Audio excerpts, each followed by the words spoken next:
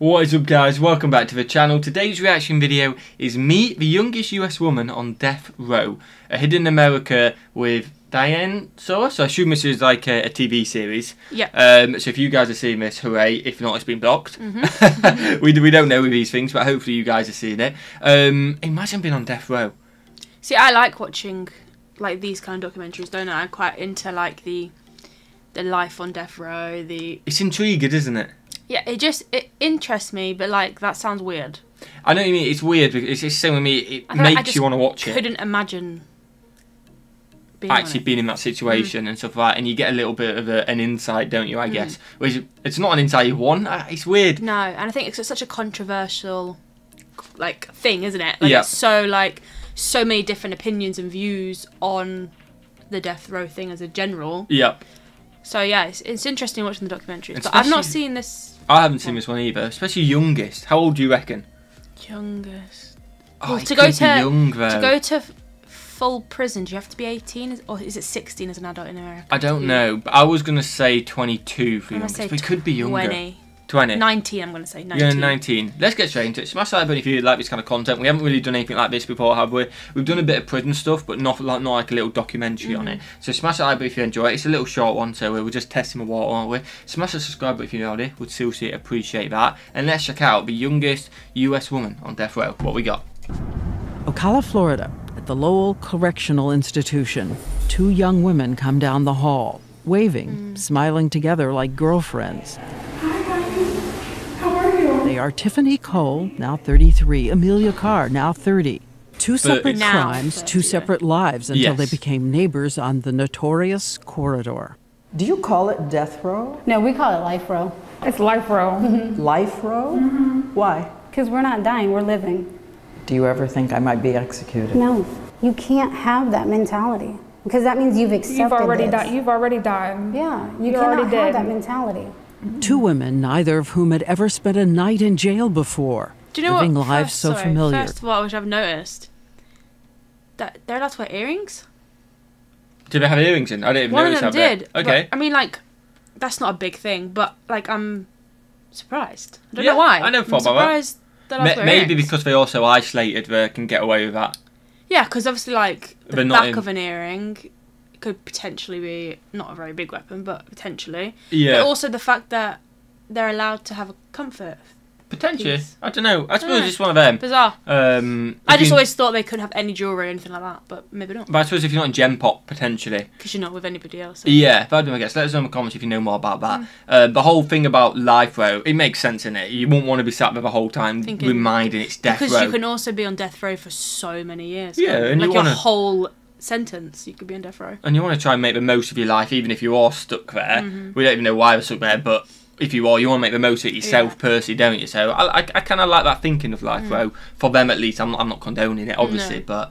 Tiffany played the flute in high school, cheerleading, Girl Scouts. Amelia, book smart, and says she modeled and was in the school Marines. Both say they were sexually abused as children and both met the wrong guy. Tiffany says she barely knew her boyfriend. 3 weeks. 3 weeks? And had you ever been in trouble? It is hard to connect the face in these photos to the horrible crime committed with her boyfriend and his friends, neighbors of her family, first robbed, then buried alive in a grave. I didn't know what was coming, and that's all I'm going to say about that. Her lawyer told the court Tiffany Cole thought the grave was for items they were stealing. He also talked about that sexual abuse by her father and her drugs, her mental and psychological problems. The jury saw a damning photo after the crime. They convicted her. I am not the same person anymore. I have peace. I have joy. I have a sound mind.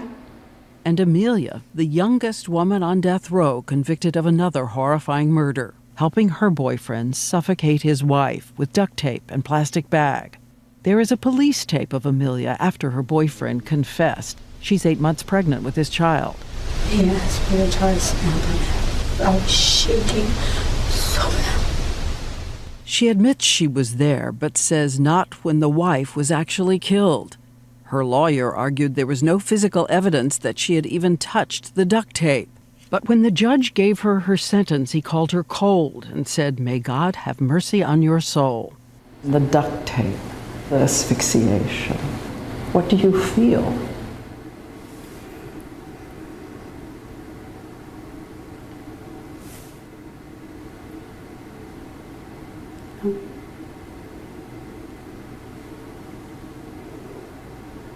In what aspect? Like reflecting? Yes. They say they are reluctant to talk details I of don't the know if it's just crimes me, because but they don't seem They sorry. yeah, that's what I was just thinking. They don't seem like. Remorseful, I think, the word you're looking Yeah. for, aren't you? I guess But maybe they're nervous being in front of the camera, they're telling the whole world, aren't they, what they've done? and I suppose also, again, I don't know, because they've been obviously in the trial. It sounded like they've been quite reluctant to say they definitely did it and stuff like that, and they were against it. Maybe they think if they're remorseful that they're Showing that they agree. guilty, potentially. I'm not saying they are. And then I guess maybe if they've been here potentially 10 years, that they don't think about that anymore, which I'm not saying is a good or bad thing, but it just feels weird watching it. It's weird being able to do that, though. The actual events, and also being in the situation, whether she wanted to do it or not. How people got in that situation, which it does happen, and does happen, yeah. I'm not blaming her, but it's awful to think that people can get in them situations. Yeah. You know what I mean? Yeah. Like, it could just, I guess, easily happen. It can, yeah.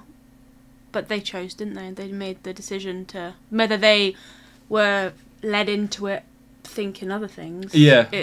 We'll never truly know. At the end of the day, you'll never truly know with these, will you? That's what happens, isn't it? And unfortunately, people have lost their life, and I guess they've technically lost theirs as well, being in here, haven't they? they're both appealing their sentences. It's hard to answer because it's like I wasn't where all that happened. But looking back and thinking about what she had to go through and, what her family is enduring is terrible. And they asked some questions of us about the justice system. A study estimates 1 in 25 people on death row is innocent of the crime. Wow. And 75% have no money for private lawyers. Amelia says she had no money, but her boyfriend hired a high-powered attorney. He got life, she got death. What? How many rich people are in prison? And he was the main one to do it. Seriously. On death row, life sentences. We're all people who are either minorities or didn't have any money. Unfortunately, equality is an illusion. And before we leave, she has another question, this one about TV. I have a question. Why do you think there's such a desire to make women look so bad in the media?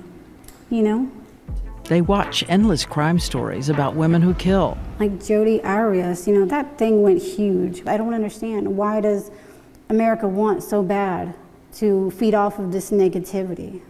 The young women get up to go back to their cells 24 hours a day, except for the 3 times a week they're outside on concrete for 2 hours.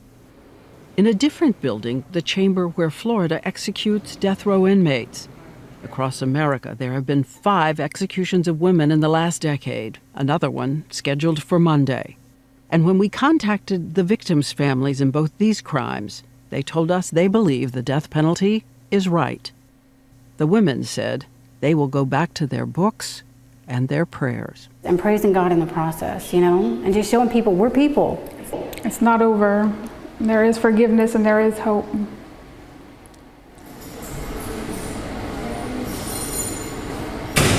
What do you reckon? It's hard, isn't it? It's awful for them. It's awful for the families. I get it. They're serving their punishment. They may have changed, but at the end of the day, they took someone's life. Yeah, I think that whole I think I kind of lost them at the whole we're people. Yeah. Treat us better when you go, well, they were people. And you did that to them.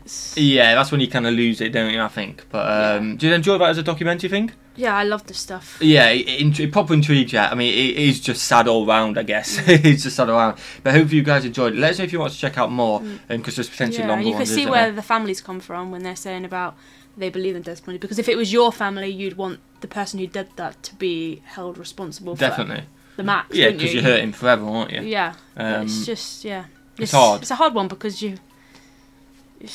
Yeah, I know what you mean. I hope you guys enjoyed it. If you have, smash that like button, smash that subscribe button, and what should we do? Have a fantastic day. Peace.